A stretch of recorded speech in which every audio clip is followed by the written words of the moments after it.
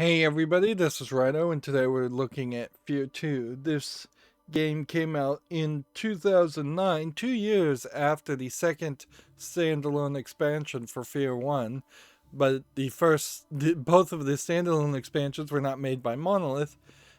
Definitely, you can see where in the graphics, 2 years has made a major difference. No longer are we having menus that are just showing a small pre-recorded video looping. We have a almost certainly in-engine rendered image being shown. Although, in all fairness, I think this image is kind of at the very beginning of the game and then you never see it again. Being named Project Origin, there's a hint here with a timeline.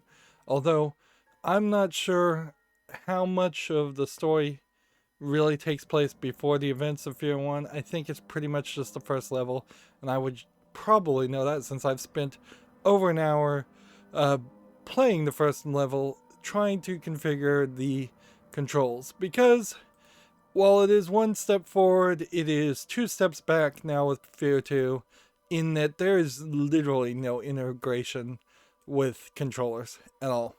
Like, none of the right stick, left stick, Z axis can be mapped throughout the game. It is straight up mouse and keyboard, which arguably, if I did not have such a love for playing with controllers and a little bit of arthritis in my fingers, which is alleviated a little bit by playing with controllers, I would just play mouse and keyboard.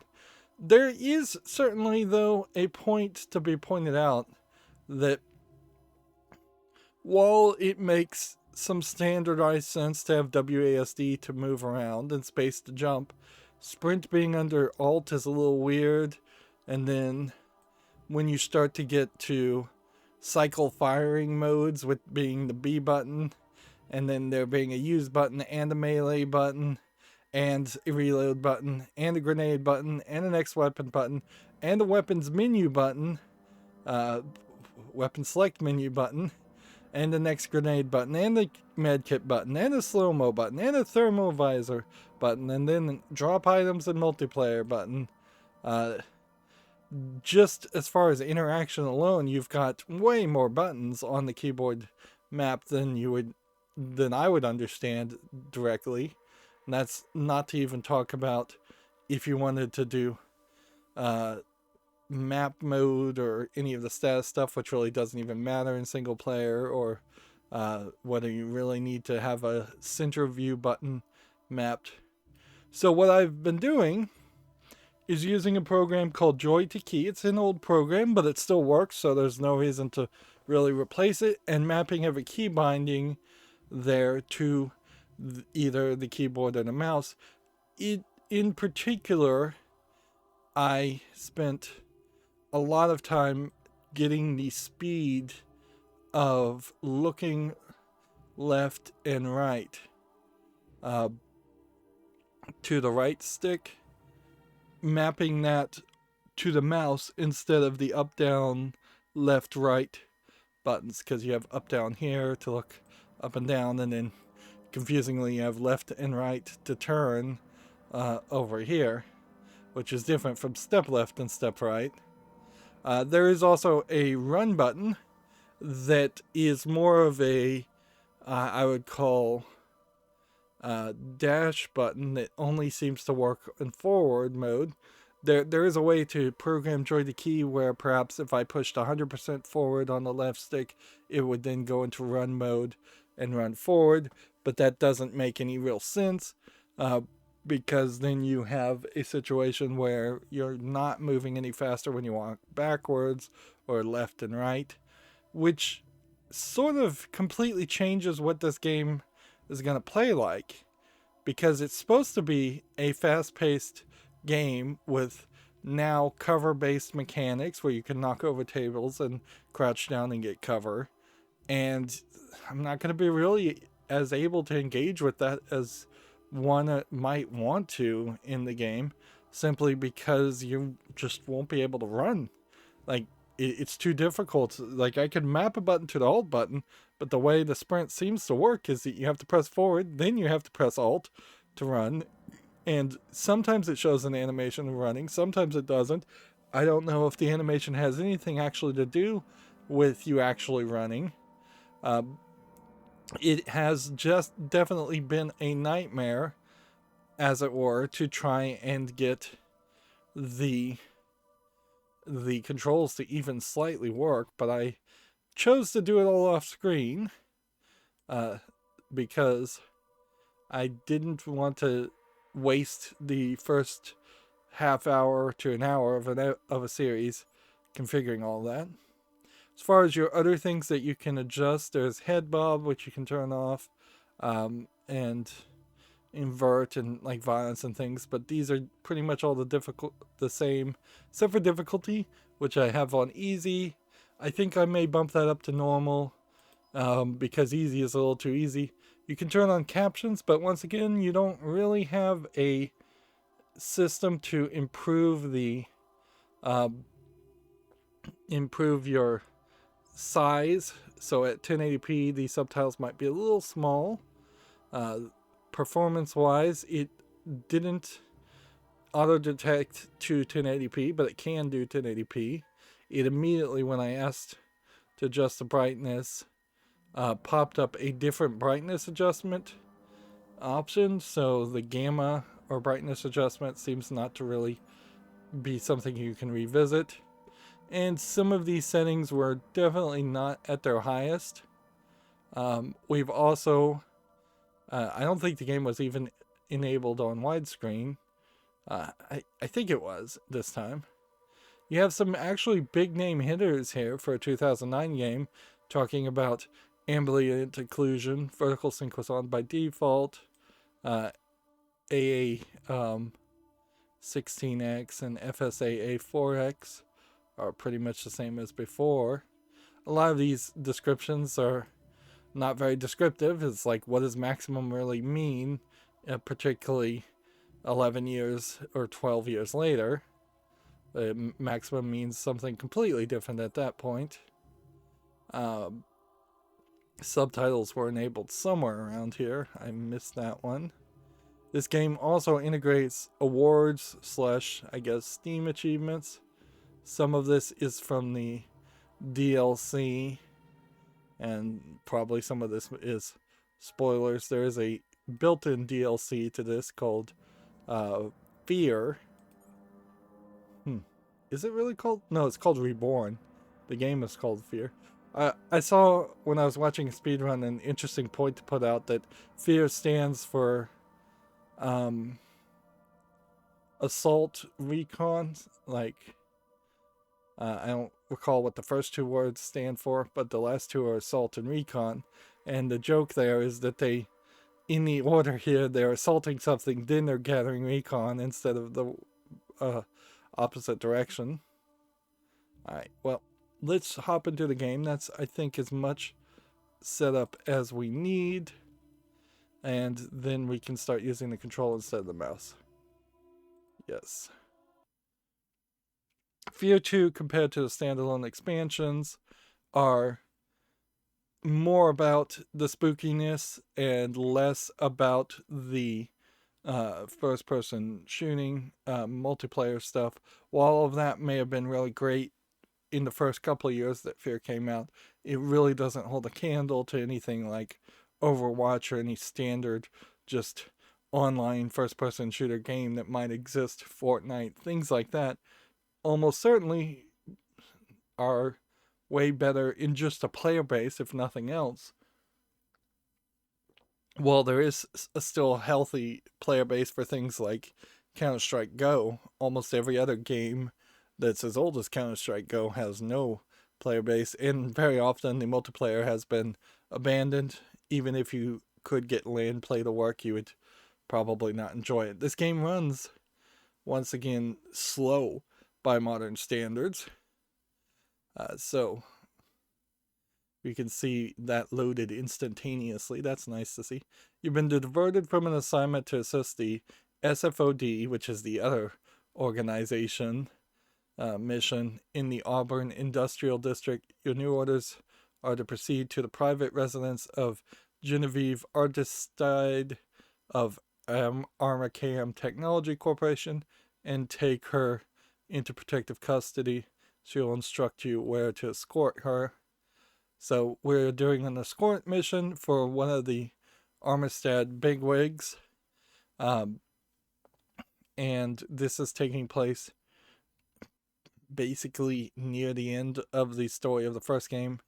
You're not, I think, really playing as Point Man at this point, and you start off not having the time slowdown ability. At least I keep hitting the button throughout all of the first level, and it wasn't doing anything.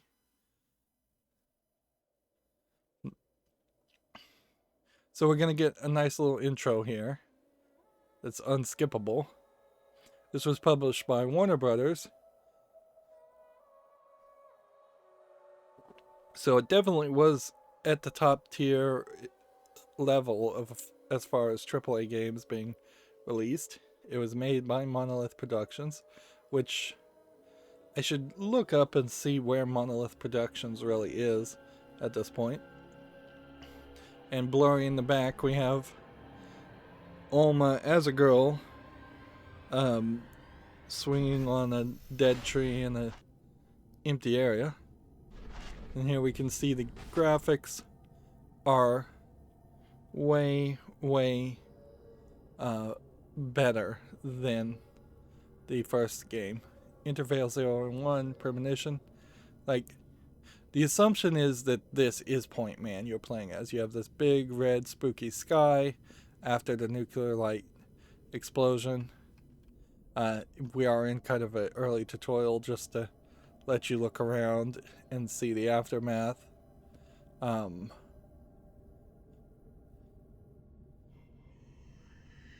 And in this game, they're kind of training you. They kind of have to train you, because if you remember the events of the first F.E.A.R game, you sometimes would follow after the young girl Alma, which I guess is supposed to represent maybe the innocence of Alma versus the naked older woman Alma, who maybe represents the rage of Alma for what was done to her. But even the younger Alma very often would walk to you. Like the very first scene you see is her walking towards you and flame chasing you, and you have to run backwards. So we are being told to do the exact opposite here with this linear walk, where now they want you in this game to walk forwards and follow her. And see, here we can see there is a tree with the swing set, and it's over a lava pit. Then we go in the lava pit and we fall downward. And then all of a sudden we are sitting in a chair in someone else's body. And you hear this creepy music. Nice of you to join us, sunshine. And so that's going to be a cue of a lot of hallucinations. Becket, I need So to check your visor calibration. they turn on this heads-up display, and it never goes away, and it's fairly annoying. I'd kind of like a mod to take it off. Like, I don't mind the health being in the bottom, but you could easily tweak that. F.E.A.R, president of Armacam Technology Corporation. We have quite a team here, and you can highlight them to get their names. Protective custody. I don't want any breakage, even if she resists. And there's every reason to believe So we believe she's directly linked to the bloodbath at Armacam headquarters. it's telling you also their ranks, Don't know, don't care. if you can recognize their ranks, but Tasked to bring her in, so that's what I don't know. And they don't really tell you your rank, they just call you Becket, send a nasty text aka Bucket. Problem. CENTCOM thinks Armacam's board of directors This is way better graphics. could include making sure RSD keeps And here we're getting creepy interference. Fox, you're with Stokes. Keegan, you're with me. Becket, Red, Manny will drop you off in front of the building. We'll link up in the lobby. His name's Red, I guess. Why do I gotta get stuck with Bucket? Because I don't like crybabies. And they call him Bucket. So a lot of people, but then they split out into a group. Our mission is to find Aristide, not cap her ass. This op is bullshit, man. What's so important about this chick that the cops can't pick her up? You'd just be glad they didn't convert us to Armacam HQ. recon team they sent in got ripped to shreds. That situation is getting out of control. So they're talking about HQ. Stop, guys. So we're not going to HQ. Instead, we're going to a completely better looking building that is, I guess, a residential building. Instead. So, first things first, I've mapped the start button so I can pause and unpause. I mapped the back button to bring up the tab, but you run into a problem here because in almost every game when you have controller support, a submenu like this is programmed to interact differently. So WASD does not bring up any options at all. So I have to remind myself that if I want to move the mouse, I'm using the right stick to move the mouse. Then I have to highlight something. Then I have to pull the right trigger to click on something. And if I want to then read something, if I have to scroll down, I have to basically come over here and adjust the mouse to the scroll bar, which is just kind of a mess. Or you just reach over to your mouse and then have a lot more precision, which is definitely an argument that even through a lot of effort, you really are not going to have a great system to as far as what you want to control. Like navigation could be done with the up, down, left, and right, but if you choose to map the right stick to the up, down, left, and right, then it's incredibly slow and not really playable. And unfortunately, I think that falls down to a lot of the game in general, is that if this was a brand new game, it would be unacceptably slow as far as the inputs. Games have just sped up quite a bit, and definitely that is the case for some of these. Might have been things I've collected. So these might be spoilers, but I'm not going to really go through a lot of the spoilers the second time, so I'm going to leave that at that. Alright, so what can we do? Left stick's moving like normal, feels like a regular controller game. Right stick moves faster. Look at this place. So Damn, this is some deluxe shit. it's very pretty. You see here, and we'll see later, there is a much better skyline. There's a plane flying over the air, so we know that there's some people still running. This guy's giving some color commentary. So yeah, when we get up higher, we will see a much better skyline with much more buildings than the first game. In that case, it was barely like 5 in a circular area. We've got some leaves appearing and then kind of disappearing, so the graphics engine can't really handle to have that much. So take a note, when I walk this way, 1, 2, 3. Now when I turn, it's about 2. And that's the closest I could get to balance the controls to something that makes sense. No way into the parking garage. The thing here, though, is trying to zoom in, trying to fire on people on normal mode may be too difficult. Whereas on easy it was too easy. Here we have a melee button that I've mapped to the right bump, which might be the wrong button. I put the Y button on the use. I've got a grenade throw, but no grenades at the moment on the... No, it's the melee is on the left bump. Grenade throws on the right bump. Shoots on the right trigger. Run. The weapon select is on the left trigger. And we can see here it works fairly nicely with the right stick to select the gun you want. Although, frankly, you're almost never going to use the handgun. So, it also works quite nicely to just tap it to swap between guns. We have some slight reactiveness of our partners, so when I do What the hell are that. you doing, man? Is that your car? No. So you can do that. And somebody turned off the alarm. And a little bit of water on the screen. The heads-up display is about the worst part. And this is a case with a lot of games where the heads-up displays on widescreen screens should just be modified. Looks quiet, Top. We've got nice textures and nice pictures all over the place. This is A jumps, B reloads. X is supposed to be slow mode. Looks like the main entrance is blocked. Now you get this use prompt quite a bit. They're locked down. Maybe we should look for another way in. And I feel like the prompts should go away. Maybe we can go through the coffee shop. But as far as options are, like, I don't think there is a way that, let's see. Like, there's no prompts here, so you just have to assume that in the future levels it goes away or just stays throughout the entire game. You have a limited number of things you can change here.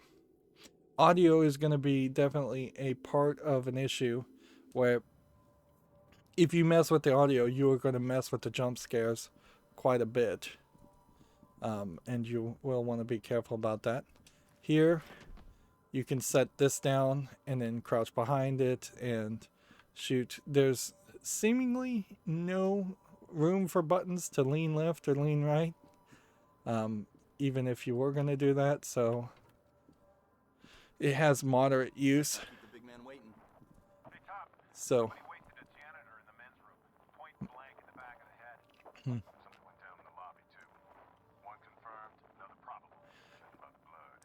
there's Pull it up, people. definitely a problem with a game like this where either you're going to have to play as mouse and keyboard, which is just honestly an older generation of PC master race snobbishy that first-person shooters have to be played.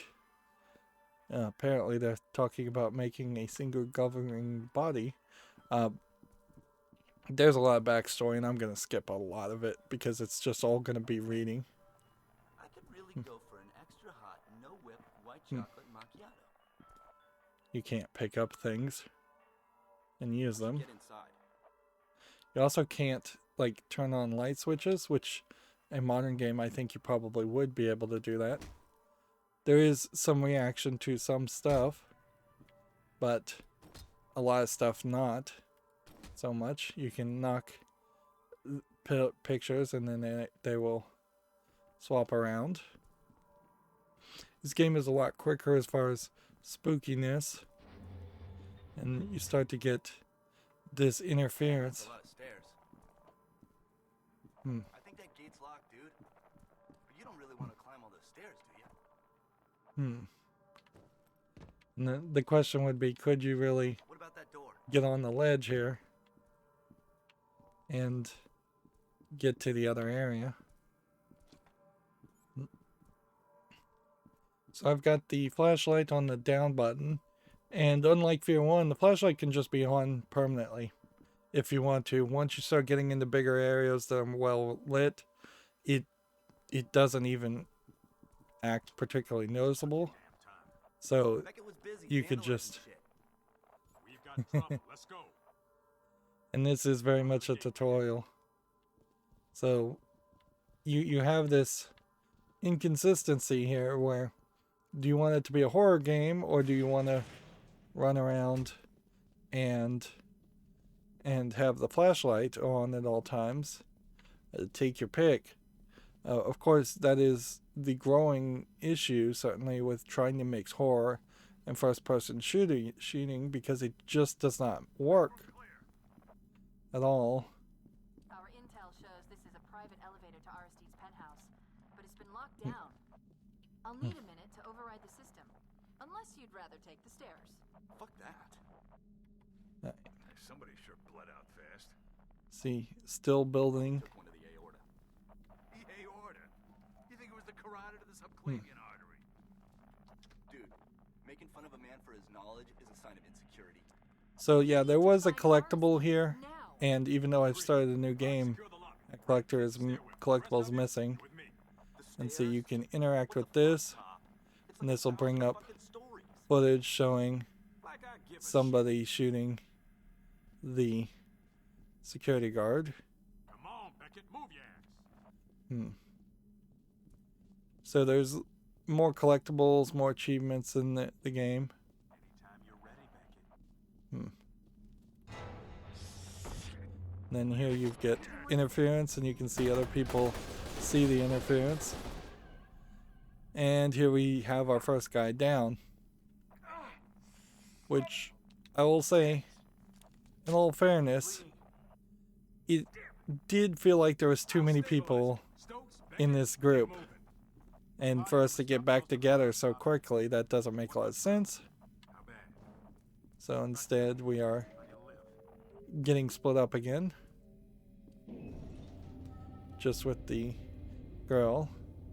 And that would make some sense to just stick with the girl for a while. So here we get a much better depiction of the skyline in the skybox.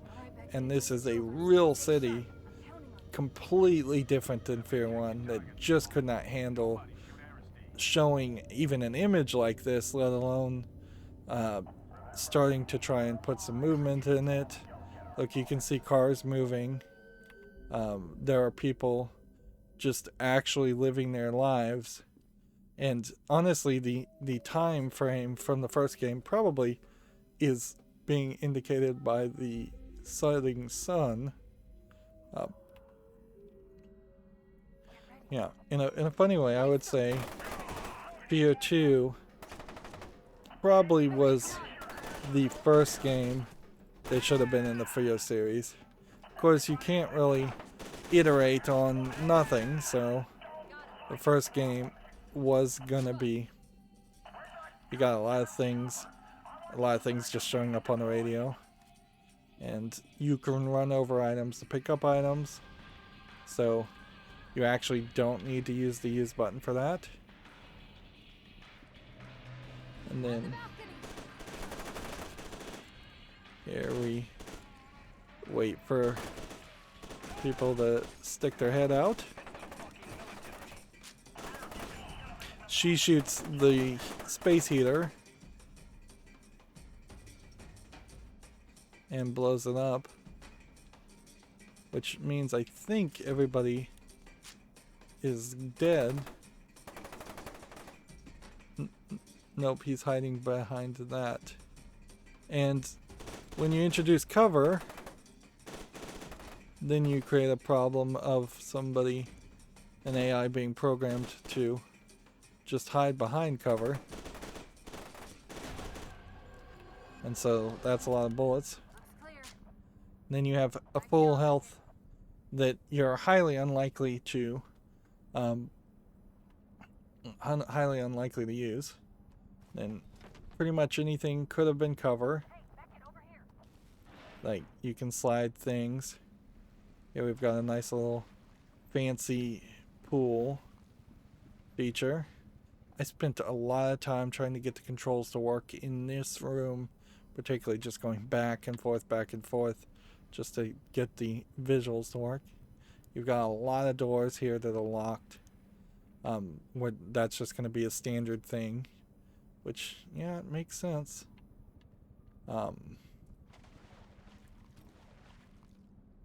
And she's going to tell us to just keep going forward. There's definitely sections over here that you more than likely would never be able to reach. Like, I can't imagine that there's a way to parkour up to these higher sections. Here's a collectible I missed. So, yeah. Again, if you want the backstory, read it yourself, play the game yourself. I just can't imagine doing that. It would have been a lot nicer if that had all been voiced, and I feel like a lot of the dialogue in the first game was voiced. Still climbing stairs. That's just sad, man. No other way to put it. Here you've got another janitor being shot. See, this is the point where I decided that the run ability doesn't work, because here we have this sprint being prompted, and this guy is shooting at us, and I ran right through it, not even knowing that this guy was shooting at me. And shooting at that is not really worth it. And then over here, it's just kind of nothing. Although there might be some collectible just through the broken glass to pick up, so you might want to check around. But yeah, getting up into that area is not going to happen. Then we start to get some armor, and even on normal, I've been very capable of not actually needing the or getting hit more than halfway down my armor amount. There's a lot of breakable things here. Please hurry. My building's under attack. I think it's Colonel Bannock's men. He's the bloodthirsty bastard that cleans up messes for the board of directors. I'm dead if they find me. So I can jump kind of up here on top of a chair, but then there's just an invisible wall. Here we can see the skyline a lot more. They do benefit quite a bit here by setting this in a different building, because then they can just pretend like the graphics looked as good as this in F.E.A.R 1 when they really didn't. Here you have like a body statue that I think was supposed to be a bit of a jump scare when you first saw it, but only if it caught you out of the corner of your eye. Otherwise, we're getting the heads-up display and the interference constantly. I don't know if any of the crates really need to be broken in this game, and it is just like constantly going to save. So that's your first med kit. And now here's our first couple of grenades.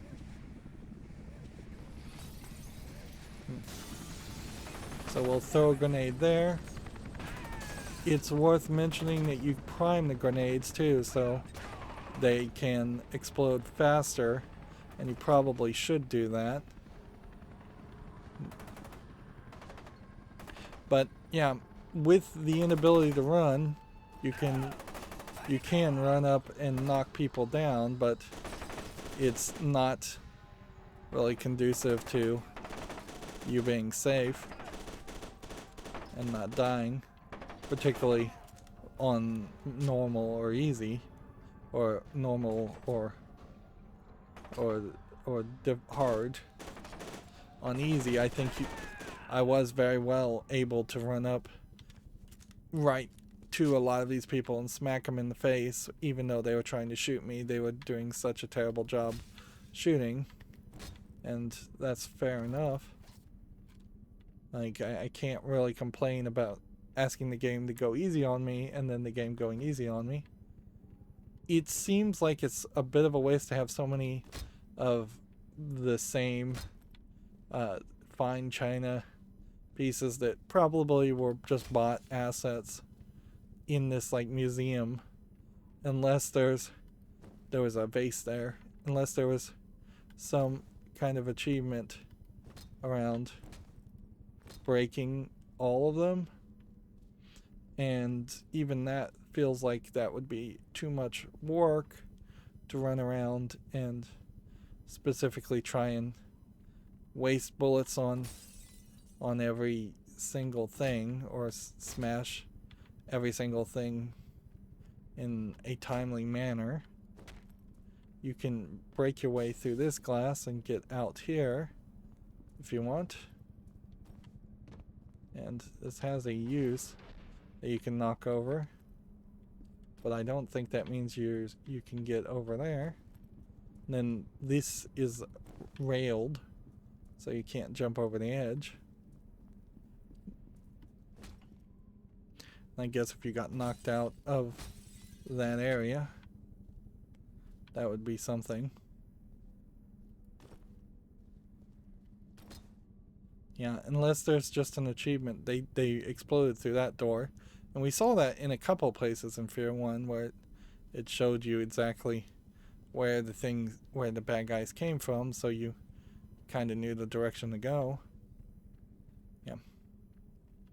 Yeah, if there's any challenge or achievement, which they're calling awards because PC instead of Xbox, and Xbox would have been the only thing that would have had even the beginnings of achievements.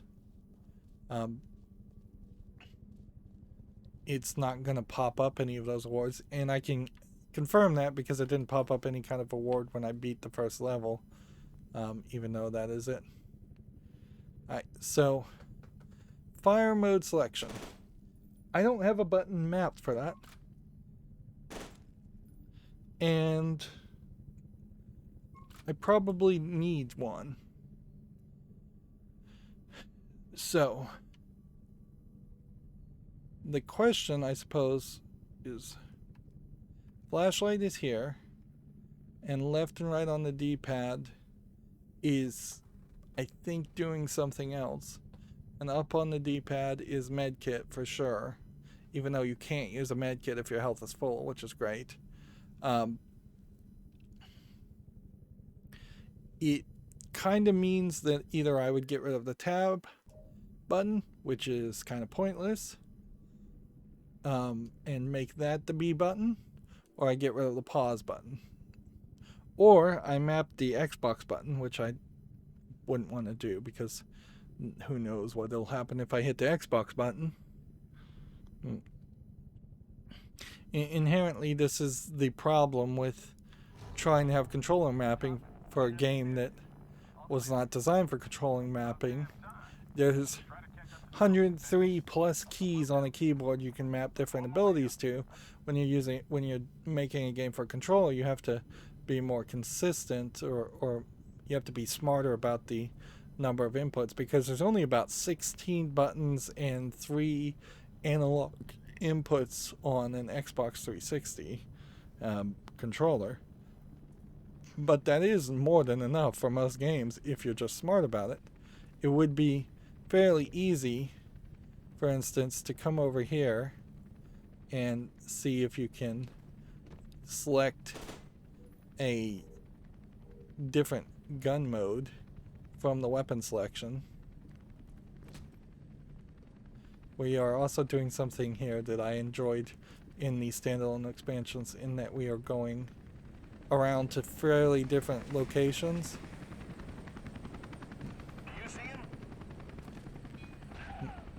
I want that security. There is a kind of example of the grenades not being particularly explosive.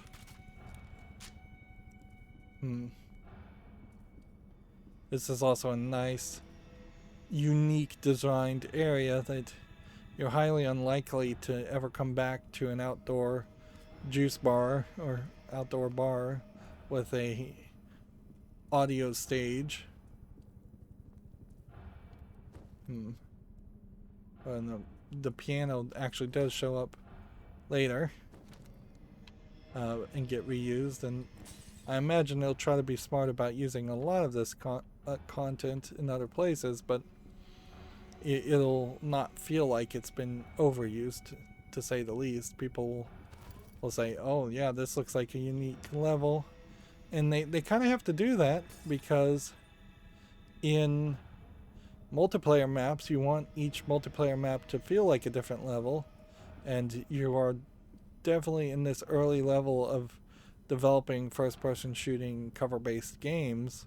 You're experimenting with the idea of adding unique places where shooting can happen. And I was not particularly thorough when I walked around here the first time, because by the time I had gotten to this level, it had probably been probably just an empty room. Wow. See, you would probably not want to see something like that, where it is straight up an empty room. Or, since this is a horror game, if you're going to do that, you would probably want to put something creepy in there for people to find. And yeah, there's no real reason to be breaking anywhere as much of stuff as I am. I could just walk under this or crouch under that. And then music stops. And then you're in a hallway. In the back kitchen area. And here we have a frag grenade we have. And just full on bullets. You can see there's a guy hiding here.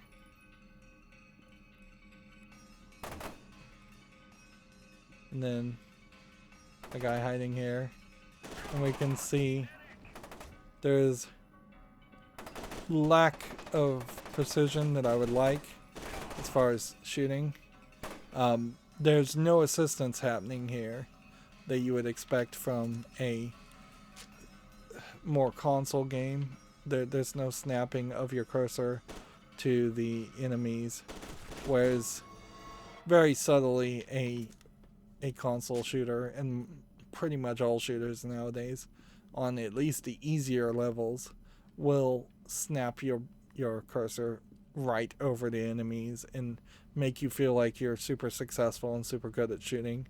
And only in multiplayer modes or the most difficult modes do they actually give you a real challenge in which you have to position the cursor.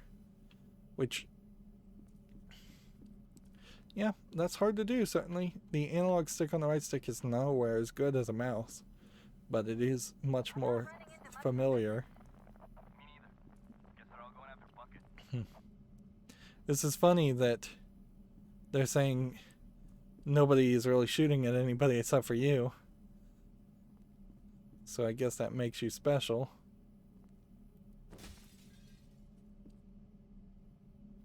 And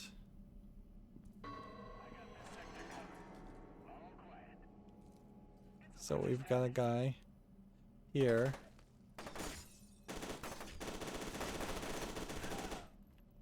That we shoot, and then he's scripted to fall off the edge every time. They're also teaching you that not every computer needs to be hacked, even though it seems like that very easily could have been the case, and that cubes here don't need to be interacted with. They're not going to give you bullets or anything. Interesting floating glass here on top of the chairs, but when you move the chairs out of the way, the glass still floats. So the physics aren't great. And this door is locked. Here's a point where you could easily accidentally die. They want you to jump to this and to that to move the story forward. And that's cool and all, but for the 5% of people that bone that jump up, you're not going to be happy. And then it breaks and slides like you can fall to your death, but it actually doesn't. And if you had fallen down, there's no way you would have gotten back up. And now they want you to crouch down and get on the plane. That's glitching a little bit. So this is an interesting idea to have a little bit of movement here to maybe catch someone's attention, but it being such a dull metal, it's unlikely it really would catch people's attention. We haven't seen a lot of horror sections yet, but we're about to. Of course, we can see a creepy, the creepy Alma girl crawling around, and creepy red stuff. There was no interference or anything that dropped us to this.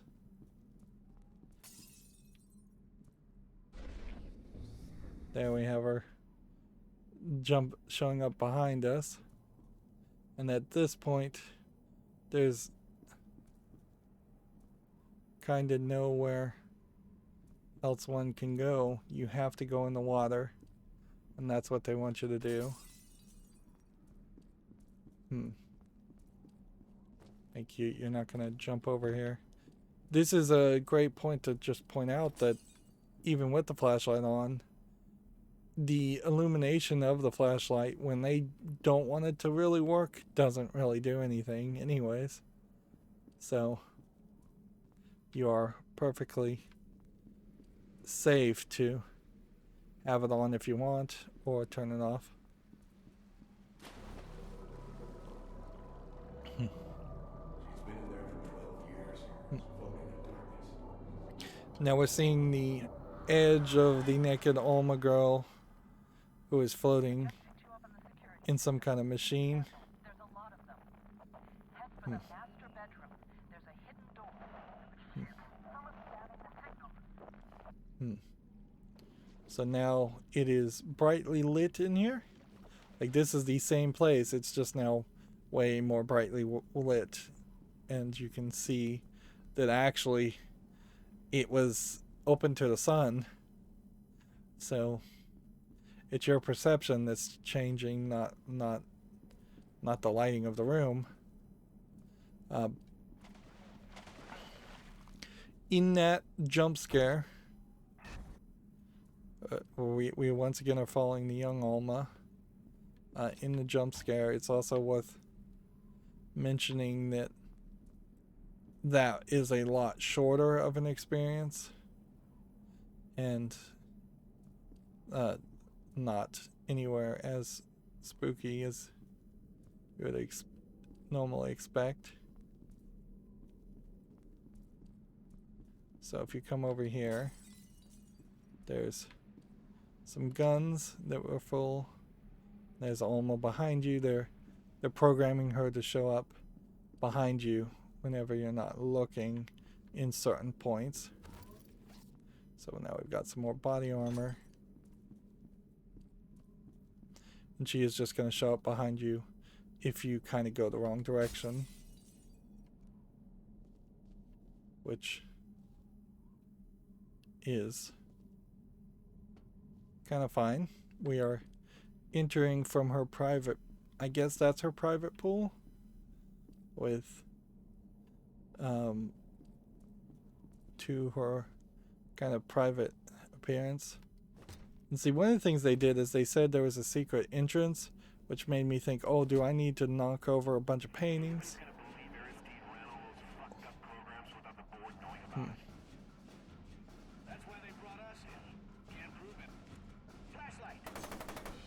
There, the flashlight triggered them. So now you know a reason why to not have the flashlight on.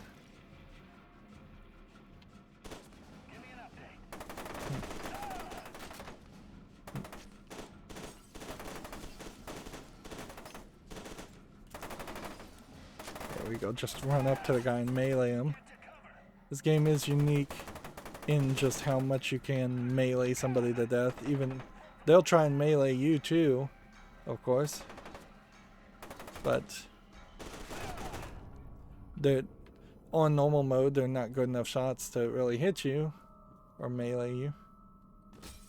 I can break a microwave. We're so inclined. You can't do anything here.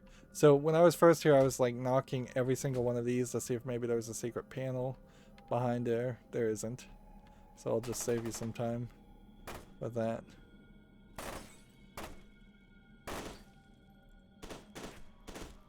And the flashlight actually blurs the red dot on your sights. There we pick up the health packs. They actually did manage to take my health out in that instance. And then one more look of the city.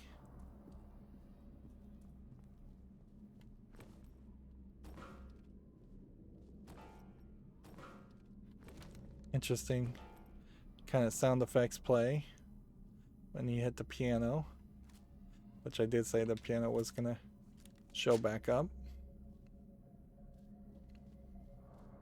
So yeah, I was definitely running around here thinking, oh, there must be some kind of secret thing, particularly when you have like doors like this that are locked, all over the place, and there's enough artwork to think, oh, maybe there's a secret door behind here, a secret door behind there. But no, that's not really the case. They just want you to run up here and get tricked by the guy. I think probably now that I've actually used the health bar or the health injection, I'll probably pick them up automatically just touching them, but it made me use the use button the first time. And here we can hear creepy sound effects playing, which this is the exact issue with potentially turning down the audio. If you don't like this yelling and screaming that actually will help you play the game of the bad guys, then you won't have the volume high enough to hear the creepy parts, whereas you could fairly nicely put out a option here I could really where go for an extra hot, no whip, white chocolate macchiato. if Man, you I had could the really go the for an ability extra hot, no to turn down the spooky sound effects without turning down the other sound effects, or turn down the spooky narrative without the other narrative, you would just have a generic first-person shooter game at that point. Although that would be a weird experience to try and make two games in one. See, here we can see our graphics are appearing. They make the big visual glitch intentionally so that you know where to look in case you're looking in the wrong direction. And this is where this level started, with this music box. So it gave us a premonition. Now, does that mean this music box plays a bigger role in the entire game? Well, it does have that picture of the little girl on the swing. So maybe, or maybe not. Maybe only in the first level do you see it. Harlan, this can't go on. She's too dangerous. You were telling me to seal my daughter away. You knew it would come to this. We both knew. And you closing the music box opens this secret passage, which I feel like the game kind of fails in a small way. Here you can see she's capable of watching you on the screen, and here's her bed with a whole bunch of books. And then you have over here this area that they kind of forget about, which is the bathroom. Somebody spent a lot of time on this bathroom, so it's kind of ridiculous to have absolutely nothing in here. I didn't find any collectible or anything. It's just kind of like a dead end for no good reason. Whereas it would have made more sense to make you go into the bathroom here, look around, maybe have an enemy to fight. Here you can see there's a TV in the bathroom even, which at one time that was something a lot of people thought was fancy. But had it made you go in the bathroom, then come back out, and then you see her, that would make more sense. Then you walk in here and the lights turn on. And you get a lot of notes that seem to kind of point out where characters are, and pictures of Alma. So clearly she knew a lot of things. But then you look over here, and this is, I believe, you, and this is definitely your team. So your entire team has been handpicked, and you've been selected to escort her. So there's a larger conspiracy there. And then the big security door, and your gun's down. Where's the rest of the team? You can't just shoot her. I'm pulling the trigger right now. Are the only hope of stopping Alma. Can't turn on the flashlights. So there's all kinds of servers here, and all kinds of computers. They want you to come over here and look. My God. It's her. And see, we're seeing Bitch probably just killed us all. the scene where Alma is freed in the first game. And we're getting creepy Sergeant views. Becket, what's wrong? What is it? And she just disappears into ash. Which, now the door's open. Yeah. Alma is done with you seeing her, and now Alma wants you to see something different. Either the childlike version of Alma or the adult version of Alma. Leading you again. Yeah, if your instincts was to not follow the innocent little girl Alma, then you're gonna be in trouble, certainly, with this game. You're gonna go the wrong way a lot. Let's see. She's a woman now, she doesn't even know it. And see, here we have the naked adult Alma touching the glass. And you get knocked back. And the city gets nuked. Or whatever Alma actually did.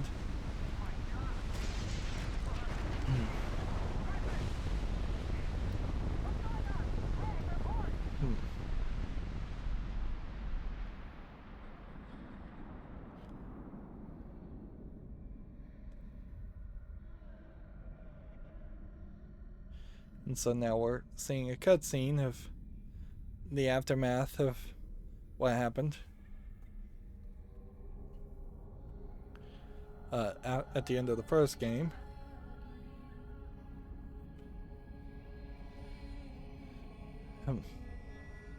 Security people and the lady you were supposed to save.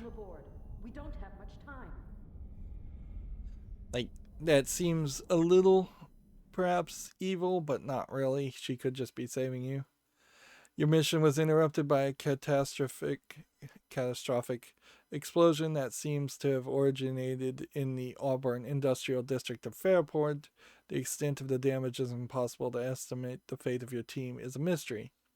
So they very possibly have completely eliminated the rest of your team, and you may just see them as ghosts, or they may still be alive. It doesn't make a lot of sense for you to have a team other than maybe one person to do a lot of the conversation, considering how you're playing as a silent protagonist as you do in so many first-person shooters. But yeah, 1 hour down, 1 level down. F.E.A.R 2 feels like a much more modern game compared to F.E.A.R 1, and I believe this is the F.E.A.R game I played. I don't think I actually ever did play F.E.A.R 1, and I'm very possibly never played F.E.A.R 3. So I am happy with this. There's just a slight tweak where I need to map the B button to something, and everything else so far seems to work. We may, unfortunately, have a case where in between each recording, some button needs to be tweaked or moved. But there is also an obvious point to make here that if I can use a simple program like Joy2Key to map the buttons to the controller, and it took me less than 2 hours to do it, it would literally be nothing for the developers of F.E.A.R 2 to put out a patch and say, hey, we've got partial controller support, meaning it works in the game, but it doesn't work in the menu. Of course, if you're going to do anything with the F.E.A.R series, you probably should remaster all of them and release it as like a collection of the trilogies. You probably need to massively improve the graphics of the first game and just remake the first game in total. While remastering the second game and third game may just be good enough in that instance. But it is also certainly a point of there may be different publishers that own the rights to different parts of the game. Monolith Productions. I was going to look that up. Like, where did they go as a company? Let's see. According to Wikipedia, this game uses the Lith Tech Jupiter EX engine, which I've never heard of before. Let's see. it still exists and has a parent company of Warner Brother Interactive. So I imagine what happened is Warner Brothers was more interested in putting out Batman games than they were having Monolith make first-person shooters. Monolith also made Condemned Criminal Origins and Condemned 2 Bloodshot. Most recently, they've worked on Middle-earth Shadow of Mordor and Shadow of War in 2014 and 2017. So they've moved on to a completely different style of game. The Middle-earth series probably not going to get any more sequels, but also Shadow of War being interfered with by the parent company of Warner Brothers by all assumptions, in a way that they added microtransactions and made the game worse. So I don't know if Monolith really would have enough pool to potentially remaster the F.E.A.R series, although that would make a lot of sense. Anyways, that's going to be it for this recording. I'm going to try and hit the button, but I think I might jump into the next level.